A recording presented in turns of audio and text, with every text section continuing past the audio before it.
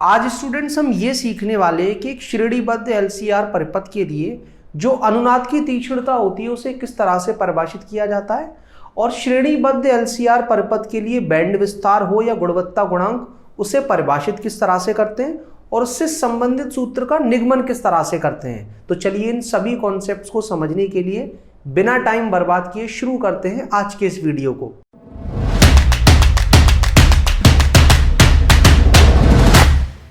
तो मान लीजिए स्टूडेंट्स कि हमारे पास एक प्रेरक है, एक संधारित्र है और एक प्रतिरोधक है, जिन तीनों को हमने श्रेणी क्रम में जोड़ करके एक प्रत्यावर्ती धारा स्रोत से लगा रखा है जिसकी आवृत्ति को या कोणीय आवृत्ति को बदला जा सकता है। तो ये परिवर्ती आवृत्ति वाला प्रत्यावर्ती धारा स्रोत है, और जैसे ही संयोजन से मैं इस प्रत्यावर्ती धारा स्रोत को लगाऊंगा तो तीनों ही घटकों में एक ही विद्युत धारा प्रवाहित होगी, क्योंकि तीनों ही श्रेणी क्रम में है। और उस विद्युत धारा का जो अधिकतम मान है वो लगाए गए वोल्टेज के अधिकतम मान को इस परिपथ का जो तुल्य प्रतिरोध है, जिसे हम प्रतिबाधा भी कहते हैं, उससे विभाजित करने के बाद मिल जाएगा। और यहाँ पर R तो है प्रतिरोधक का प्रतिरोध, XL क्या है इस प्रेरक का प्रेरकीय प्रतिघात जो ओमेगा इंटू L से मिलता है। यहाँ ओमेगा क्या है लगाए गए स्रोत की कोणीय आवृत्ति, और L है इस प्रेरक का स्वप्रेरकत्व। यहाँ पर XC को कहते हैं संधारित्रीय प्रतिघात, और ये बराबर होता है 1/ओमेगा C के। C यहाँ पर क्या है संधारित्र की धारिता, और ओमेगा फिर से है लगाए गए स्रोत की कोणीय आवृत्ति। अब स्टूडेंट्स यहाँ पर देखने वाली बात क्या है कि जब इस प्रत्यावर्ती धारा स्रोत की आवृत्ति को बहुत कम रखा जाता है तो कोणीय आवृत्ति का मान भी बहुत कम आता है, क्योंकि कोणीय आवृत्ति 2 × π × आवृत्ति के गुणनफल से मिलती है। और जब हमारी कोणीय आवृत्ति बहुत कम होगी तो ये जो हमारा संधारित्रीय प्रतिघात है वो बहुत ज्यादा आएगा, और ये जो प्रेरकीय प्रतिघात है वो काफी कम आएगा। जिससे होगा क्या, ये जो XL माइनस XC का जो अंतर है वो काफी ज्यादा होता है। फलस्वरूप इस परिपथ में जो बहने वाली विद्युत धारा है वो लगभग शून्य आती है। लेकिन जैसे जैसे मैं आवृत्ति को बढ़ाता हूं तो कोणीय आवृत्ति बढ़ती है, और कोणीय आवृत्ति के बढ़ने से XL तो बढ़ता है लेकिन XC घटता है, और एक ऐसी आवृत्ति आ जाती है जिस पर XL और XC एक दूसरे के बराबर हो जाते हैं, और इस परिपथ में बहने वाली जो विद्युत धारा है उसका अधिकतम मान भी अपने अधिकतम मान पर पहुंच जाता है, जो कि होता है Vm/R। मैं धारा के अधिकतम मान का भी अधिकतम मान इस वजह से कह रहा हूं कि देखो प्रत्येक वोल्टेज पर LCR परिपथ में एक विद्युत धारा प्रवाहित होती है जिसके हम RMS और अधिकतम दोनों प्रकार के मान निकाल सकते हैं। लेकिन इस विशेष आवृत्ति पर क्या होता है कि जो बहने वाली अधिकतम विद्युत धारा है वो भी अपने अधिकतम मान पर पहुंच जाती है, जो कि कितना होता है Vm/R। और इस आवृत्ति को हम कहते हैं अनुनादी आवृत्ति, इस कोणीय आवृत्ति को कहते हैं कोणीय अनुनादी आवृत्ति, और हमारा ये जो परिपथ है वो कहलाता है अनुनाद में। अनुनाद पर हो क्या रहा है, प्रतिबाधा हमारी न्यूनतम हो रही है और धारा हमारी अधिकतम हो रही है। तो आप ये मानकर चलो कि जब हमारा अनुनाद आता है एक विशेष आवृत्ति पर जिसे हम ओमेगा R कह रहे हैं, R का मतलब रेजोनेंस होता है, अनुनाद को इंग्लिश में हम रेजोनेंस कहते हैं, उस पर विद्युत धारा आ रही है हमारी अधिकतम, जो कि किसके बराबर है Vm/R पर। और हम देख चुके हैं कि न्यूनतम आवृत्ति पर हमारी जो विद्युत धारा है वो बहुत कम थी, लेकिन जैसे जैसे आवृत्ति हमने बढ़ाई थी विद्युत धारा बढ़ी, और बढ़कर के एक विशेष आवृत्ति पर वो अधिकतम हो गई। और ये जो विशेष कोणीय आवृत्ति होती है जिसे हम अनुनादी कोणीय आवृत्ति कहते हैं, उसमें प्रतिरोधक का कोई भी रोल नहीं होता। किसी भी श्रेणीबद्ध LCR परिपथ में उपस्थित प्रेरक और संधारित्र दोनों मिलकर के इस आवृत्ति का निर्धारण करते हैं। अब अगर हमने इस प्रत्यावर्ती धारा स्रोत की आवृत्ति को इस आवृत्ति से थोड़ा और ज्यादा बढ़ाया तो अब क्या होता है कि XL का जो मान है वो XC से ज्यादा आना शुरू हो जाता है। फिर से क्या होता है कि XL और XC में एक अंतर उत्पन्न हो जाता है, जिससे उसका जब हम वर्ग करेंगे तो उसका एक मान निकल करके आएगा, और उसको जब प्रतिरोध के स्क्वायर में जोड़ेंगे तो हम क्या देखेंगे कि अनुनाद वाली प्रतिबाधा से इस बार हमारी प्रतिबाधा बढ़ गई है। फलस्वरूप फिर से हमारी धारा घटनी शुरू हो जाएगी, और जैसे जैसे हम आवृत्ति को और आगे बढ़ाते चलेंगे XL और ज्यादा बढ़ता चलेगा, ये अंतर भी ज्यादा होगा, प्रतिबाधा बढ़ेगी, और अंत ऐसे होगा कि ये जो विद्युत धारा है जो हमारी अधिकतम हो चुकी थी वो अंततः घट करके फिर से क्या हो जाएगी, शून्य। तो इन सारी बातों से ये निष्कर्ष निकल करके आता है कि ये जो हमारा LCR परिपथ है इसके अंदर बहने वाली धारा जिस कोणीय आवृत्ति पर अधिकतम होती है उसे हम कहते हैं अनुनादी आवृत्ति, और वो कोणीय आवृत्ति होती है 1/√LC। और इस कोणीय आवृत्ति से पहले की किसी भी कोणीय आवृत्ति पर आप क्या देखोगे, XC का जो मान है वो XL से बड़ा आता है और प्रतिबाधा जो होती है वो R से ज्यादा आती है, फलस्वरूप धारा का मान अधिकतम मान से कम आता है। और उसके बाद हम क्या देखते हैं कि XL जो होता है वो XC से बड़ा आता है, फिर से विद्युत धारा घटनी शुरू हो जाती है। तो आप एक चीज देख सकते हो कि इस अधिकतम धारा Vm/R को छोड़ करके अगर आप किसी भी धारा का चुनाव करोगे तो वो विद्युत धारा आपको दो बार मिलेगी। एक बार मिलेगी अनुनाद से पहले और फिर मिलेगी अनुनाद के बाद। एक आवृत्ति तो होगी कोणीय अनुनादी आवृत्ति से थोड़ा सा पहले, जिसको मैं ω/R - Δω कह सकता हूं, और एक होगी अनुनादीय कोणीय आवृत्ति से आगे, उसे मैं ω/R + Δω कह सकता हूं। यहां पर Δω कोणीय आवृत्ति का वो अंतर है जिससे मुझे इस अनुनादीय कोणीय आवृत्ति को बढ़ाना पड़ेगा उसी विद्युत धारा को दोबारा से प्राप्त करने के लिए जो मैं परिपथ में पहले प्राप्त कर चुका हूं एक विशेष कोणीय आवृत्ति को घटा करके। और इन दोनों कोणीय आवृत्ति का जो अंतर होता है उसे हम कहते हैं इस LCR परिपथ का बैंड विस्तार। लेकिन ये जो बैंड विस्तार का मान है उसके लिए ऐसा नहीं है कि आप कोई भी विद्युत धारा सेलेक्ट कर सकते हो। उसके लिए आपको विद्युत धारा का मान अधिकतम विद्युत धारा से कम तो सेलेक्ट करना है, लेकिन वो जो विद्युत धारा है वो अधिकतम विद्युत धारा से √2 टाइम्स, मतलब √2 गुना कम होनी चाहिए। यहां पर जो विद्युत धारा हो वो ये जो अधिकतम विद्युत धारा है Vm/R उससे √2 गुना कम होनी चाहिए। फिर जो इन कोणीय आवृत्तियों का जो अंतर है उसको हम कहेंगे बैंड विस्तार। और दूसरी जो चीज हमें पता करनी है वो है गुणवत्ता गुणांक या अनुनाद की तीक्ष्णता। वो कैसे पता की जाती है कि जैसे ही हम इस कोणीय आवृत्ति को इस अनुनादी कोणीय आवृत्ति से थोड़ा ज्यादा या थोड़ा कम करते हैं तो हम ये देखना चाहते हैं कि परिपथ में विद्युत धारा कितनी तेजी से घट रही है। अब यहाँ पर जितना तेजी से हमारी विद्युत धारा इस LCR परिपथ में घटती है अनुनादी आवृत्ति से थोड़ा सा कम या ज्यादा करने पर तो हम कहते हैं अनुनाद की तीक्ष्णता उतनी ही ज्यादा है, या फिर कहें इस श्रेणीबद्ध LCR परिपथ का जो गुणवत्ता गुणांक है वो काफी ज्यादा है। इंग्लिश में इसको हम कहते हैं क्वालिटी फैक्टर, जिसे हम Q से निरूपित करते हैं। और हम किन्हीं भी दो श्रेणीबद्ध LCR परिपथों के गुणवत्ता गुणांक की तुलना कर करके ये बता सकते हैं कि किसमें अनुनाद की तीक्ष्णता ज्यादा है और किसमें अनुनाद की तीक्ष्णता कम है। आप एक चीज समझें कि अगर किसी भी श्रेणीबद्ध परिपथ के अंदर हमने संधारित्र को और प्रेरक को नहीं बदला तो वो कोणीय आवृत्ति जिस पर अनुनाद मिलेगा वो भी नहीं बदलेगा, क्योंकि कोणीय आवृत्ति जिस पर अनुनाद प्राप्त किया जाता है उसका मान होता है 1/√LC। लेकिन अगर मैं प्रतिरोधक को बढ़ा दूं या घटा दूं तो उससे प्रवाहित होने वाली जो अधिकतम विद्युत धारा है उसका मान बढ़ भी सकता है, घट भी सकता है। तो ऐसा श्रेणीबद्ध LCR परिपथ जिसमें प्रतिरोध का मान काफी कम होता है उसमें हम क्या देखेंगे, अधिकतम विद्युत धारा काफी ज्यादा होगी, क्योंकि यहां पर Vm तो वही रहने वाला है, वो तो प्रत्यावर्ती धारा स्रोत निर्धारित करेगा ना। और ये बटे में जो प्रतिरोध है अगर वो मैंने कम रखा तो अधिकतम विद्युत धारा उसी कोणीय आवृत्ति पर जो आपको मिलेगी वो ज्यादा होगी।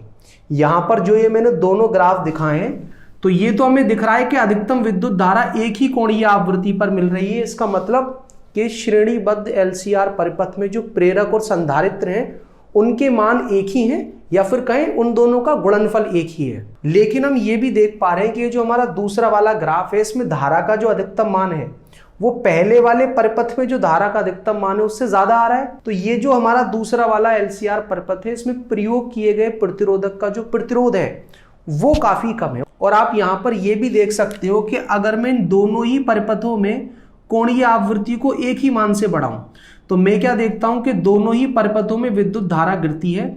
इस पहले वाले परिपथ में धारा का मान यहां से घट करके यहां पहुंच जाता है तो अंतर ये निकल करके आता है, जबकि इस वाले परिपथ में धारा का मान यहां से घटकर यहां पहुंच जाता है। तो आप देख सकते हो कि जो दूसरा वाला परिपथ है इसमें धारा का जो अंतर है या धारा में होने वाली जो गिरावट है वो पहले वाले परिपथ की तुलना में ज्यादा है। तो इस दूसरे वाले परिपथ का जो गुणवत्ता गुणांक है वो भी ज्यादा है। और स्टूडेंट्स बात करें गुणवत्ता गुणांक के मान की तो किसी भी श्रेणीबद्ध LCR परिपथ के लिए जो अनुनादीय कोणीय आवृत्ति होती है उसको अगर हम उस परिपथ के बैंड विस्तार से क्या कर दें, विभाजित। बैंड विस्तार आपको पता ही होगा, उन दोनों कोणीय आवृत्तियों का अंतर जिन पर परिपथ में विद्युत धारा अधिकतम विद्युत धारा से √2 गुना कम हो जाती है, उससे जैसे विभाजित करा तो हमें क्या मिलेगा, उस परिपथ का गुणवत्ता गुणांक। अब चलिए स्टूडेंट्स हम ये समझते हैं कि किसी भी श्रेणीबद्ध LCR परिपथ के लिए बैंड विस्तार हो या गुणवत्ता गुणांक हो, उससे संबंधित सूत्र का निगमन किस तरह से करते हैं। अब देखिए हमें ये बात तो पता लग गई कि बैंड विस्तार में जिन दो कोणीय आवृत्तियों का हमें प्रयोग करना है, उन दोनों ही कोणीय आवृत्तियों पर जो परिपथ में बहने वाली जो विद्युत धारा है वो अधिकतम विद्युत धारा जो कि अनुनाद पर मिलती है Vm/R, उससे √2 गुना कम हो जाती है। और हम ये मान लेते हैं कि वो कोणीय आवृत्ति जो हमने इस परिपथ में सेलेक्ट की है वो अनुनाद के बाद वाली है, कोणीय अनुनादी आवृत्ति से थोड़ी ज्यादा, जिसे हम ω2 से निरूपित कर रहे हैं। तो XL हमारा कितना आ जाएगा, ω2L, XC हमारा आ जाएगा 1/ω2C। उसका हमें क्या करना पड़ेगा, स्क्वायर, क्योंकि Z क्या होता है √R² plus XL minus XC का होल स्क्वायर। आप देखोगे यहाँ Vm से Vm कट हो जाएगा और मैं दोनों तरफ का व्युत्क्रम लेकर के जैसे ही वर्ग करूंगा तो यहां पर बनेगा 2R² और ये किसके बराबर होगा, R² plus XL minus XC का होल स्क्वायर। मैं अभी 1-2 लाइन के लिए ω2L को और 1/ω2C को XL और XC लिख लेता हूं। तो आप क्या देखोगे, R² इधर जाएगा तो समीकरण बनेगा R² = XL माइनस XC का होल स्क्वायर, क्योंकि 2R² में से R² घटाएंगे तो R² बचेगा और जैसे ही दोनों तरफ का वर्गमूल लूंगा तो R किसके बराबर आ जाएगा, XL माइनस XC। तो वो कोणीय आवृत्ति जिस पर हमारी विद्युत धारा अनुनादी वाली विद्युत धारा से √2 गुना कम हो रही है, उस आवृत्ति पर प्रेरकीय प्रतिघात और संधारित्रीय प्रतिघात का जो अंतर होता है वो प्रतिरोधक के प्रतिरोध के बराबर होता है। यहां से R को तो मैं ऐसे ही रखता हूं, XL को दोबारा से रख देता हूं कितना, ω2L। और मैं आपको ये बात बता चुका हूं कि ω2 कोणीय अनुनादी आवृत्ति से थोड़ी ज्यादा है, क्योंकि मैंने बाद वाली कोणीय आवृत्ति सेलेक्ट की है, इनटू में L, और माइनस का 1/ω2C होगा, वहां भी लिख देता हूं ω/R plus delta omega into में कितना C। अब आप यहां पर ना इन दोनों में से ω/R को कॉमन ले लीजिए, तो आप क्या देखोगे, ω/R जैसे ही मैं दोनों से कॉमन लूंगा तो यहां पर क्या बनेगा 1 और यहां पर डेल्टा ω/ω/R। मैंने करा क्या है कि जो भी चीज हम दोनों में से कॉमन लेते हैं वास्तव में उसका दोनों में ही हमें विभाजन करना होता है। तो यहां विभाजन करूंगा तो 1 और यहां करूंगा तो डेल्टा ω/ω/R। बिल्कुल इसी तरह से इसमें से भी आप ω/R कॉमन ले लीजिए नीचे, तो क्या बन जाएगा 1/ω/C, यहां पर बनेगा 1 प्लस डेल्टा ω/ω/R। अब देखिए हमें ये बात भी पता होनी चाहिए कि ये जो हमारी कोणीय अनुनादी आवृत्ति है वो इस परिपथ में लगे प्रेरक और संधारित्र पर निर्भर करती है और इसका मान होता है 1/√LC। और अगर मैं दोनों ही तरफ का वर्ग कर दूं तो हम क्या देखेंगे कि ω/R का जो स्क्वायर है वो 1/LC के बराबर आ जाएगा। तो मैं 1 ω/R को वहीं रखते हुए क्या कर देता हूं, L को तो ले जाता हूं बाईं तरफ और 1 ω/R को ले जाता हूं कहां, संधारित्र के साथ। वरना आप ये भी कह सकते हो कि अनुनाद वाली घटना पर कोणीय आवृत्ति कुछ इस तरह से होती है कि XL और XC एक दूसरे के बराबर हो जाते हैं। तो ये जो हमारा 1/ω/RC है उसे चाहूं तो मैं ω/RL लिख सकता हूं और फिर इन दोनों में से ω/RL क्या आ जाएगा, कॉमन। तो हम क्या देखेंगे, R बराबर होगा ω/RL के बाहर आने के बाद 1 प्लस डेल्टा ω/ω/R, फिर बीच में माइनस लगेगा और यहां पर होगा 1/1 प्लस डेल्टा ω/ω/R। अब ये जो 1 प्लस डेल्टा ω/ω/R है, जब मैं इसको ऊपर लेकर जाऊंगा तो उसकी जो घात अभी 1 है वो बन जाएगी -1। तो ये क्या बनेगा, ω/RL तो हो जाएगा मेरा एज इट इज, ये भी एज इट इज, और माइनस लगा करके जब ये ऊपर जाएगा तो ये बनेगा 1 प्लस डेल्टा ω/ω/R की पावर -1। अब यहां पर हमें एक चीज प्रयोग करनी है कि जब भी 1 प्लस x की पावर n होती है और x का जो मान है वो 1 की तुलना में बहुत कम होता है, तो द्विपद प्रमेय की सहायता से इस पूरे के पूरे सूत्र को मैं 1 प्लस nx भी लिख सकता हूं। कंडीशन ध्यान रखें कि x का मान 1 से कम हो तो मैं x का घात के साथ गुणा कर सकता हूं।